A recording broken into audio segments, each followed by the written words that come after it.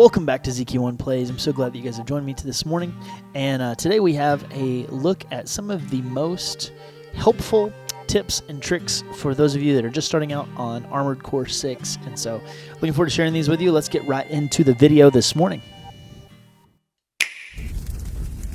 So I have about 8 nice little tips here for beginners of Armored Core 6, and I hope that they are very helpful to you. If they are, please consider leaving a like or a subscription on this channel. It really helps out a small channel, and I'm looking to grow and I'm getting close to 500 subscribers, and so please help a brother out. But with all that out of the way, let's get right into it with tip number 1, which is to explore and scan. And so this is something that the first mission doesn't really tell you right off the bat. But if you press down on the D-pad, now I'm playing on PlayStation, but I imagine it would be the same controls on any other console. Press down on the D-pad, and that's going to allow your Armored Core to scan the area around you. And this scanning is going to allow for you to be able to see where enemies are, for you to be able to see where maybe any hidden treasure or Armored Core parts are. And so anytime that you have downtime, or that you're exploring around the map, make sure you're using the scan feature to find all of the loot and all of the enemies that might be lurking around a corner for you. All right. Now, tip number 2. Doesn't really tell you this right off the bat. You have to do some additional tutorials, but red targeting is better. Now, it does tell you that pretty much your Armored Core automatically locks on if they are in your reticle. And so if there's an enemy on screen, you're going to see your reticle go to that enemy, and it's going to lock onto them, and so you can just hold your trigger and fire. However, when you get closer to an enemy, you're going to see that reticle turn red. And what the red reticle means is that it's more accurate, and you're able to track them while they're moving.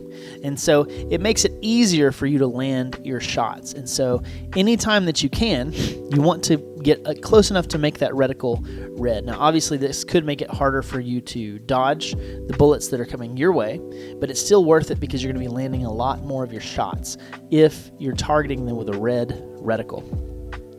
Tip number 3 is a general tip for the whole experience, and that is to stay moving and play aggressively. If you are brand new to this game, it may feel a little bit overwhelming, and you may find yourself getting kind of caught out and sniped a lot. There's a good chance that an answer to that would be to move more. All right, this game is meant to be kind of like a dogfight type of simulator, and so the more you move, the less bullet spray you're going to take, and especially moving in the air helps you to get out of the way of the incoming bullets and missiles and things that are coming your way. Also, on top of that, like I said, the other part of this tip is to stay aggressive. That means it's always good to be putting on the pressure. No matter how much you're moving, no matter how much you're running around the screen, keep triggering them and keep using your missiles against them and using whatever extra weapons you gain as you go. In the first mission, you have the sword and you have the shoulder missiles. So just continue to aggress and be aggro while you are also moving and dodging as much as you can. The next 2 tips have to do with dodging. So tip number 4, dodge often. All right. On PlayStation, you use the square button and a directional input to dodge. I imagine that on Xbox it would be the same type of button input, but basically you're going to use a button and dodge, and it makes you kind of slide to the right, slide to the left, slide forward, slide backwards. Now, this dodge mechanic is different from other games that this company From Software has put out. Most of their games, such as Bloodborne or Elden Ring or Dark Souls, kind of have a one-stop dodge where you dodge and you have some invincibility, and then as you kind of fall out of the dodge roll, then there's like a little bit of downtime. In this game, it's a whole lot faster, and so you're able to dodge 3 or 4 times consecutively. And that really helps to stay out of the way of bullets, all right? And so especially when you get to kind of the first boss and you start getting to some of the harder enemies, dodge often, dodge consecutively, boom, boom, boom, boom. Those dodges very fast like that will help keep you kind of ahead of the spray that's coming your way. The next tip that also has to do with dodging is tip number 5, and that is to jump while dodging. if you notice that when you jump into the air and then dodge, it adds a little distance and a little bit of pep to your dodge. And so obviously not every single time are you going to want to jump and dodge, but for the most part, it's going to help you gain a little bit of momentum.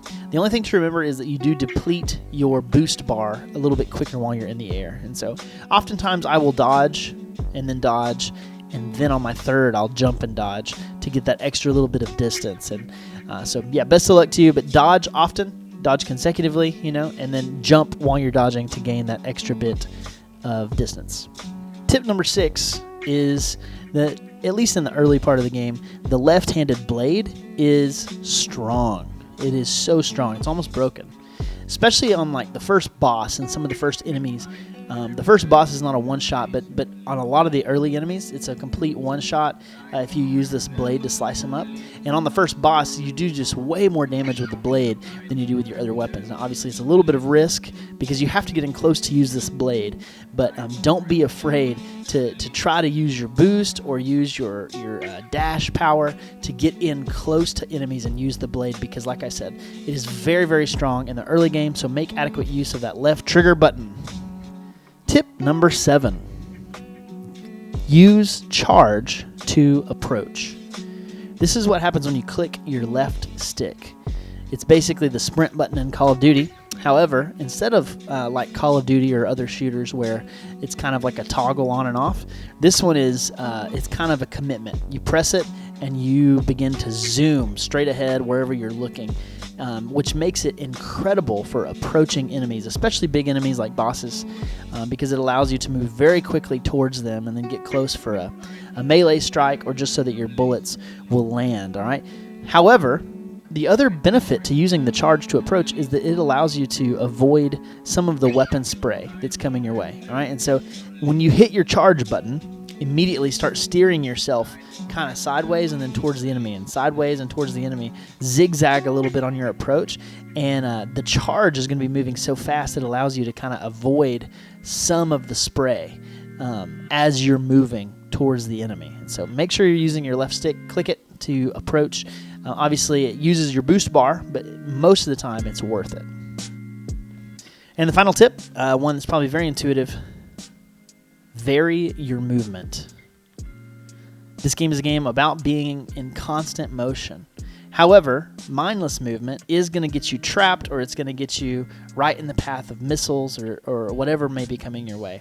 And so make sure that your movement is varied. Sometimes you need to go into the air and use your charge to really get out of dodge. Now, other times you need to stay on the ground and press the dodge button consecutively. Boom, boom, boom. Other moments you may need to be kind of moving side to side or zigzagging, but make sure that you're changing and adapting your motion based on what kind of enemies or what kind of weapons you're up against. And so it's usually not a great plan to just continue moving the same direction that you are or running straight towards a boss. No, you need to be moving and zigzagging and changing up your motion to make sure that you're not a sitting duck for someone that's trying to take you out. And there you have it. 8 very quick tips to get you started in Armored Core 6. Hopefully these were helpful as you begin the game. Keep it tuned here for boss guides and more tips, and also just kind of more secrets and information about Armored Core 6 as the days continue. Thank you so much for checking out Zeke1 Plays. Have a great day.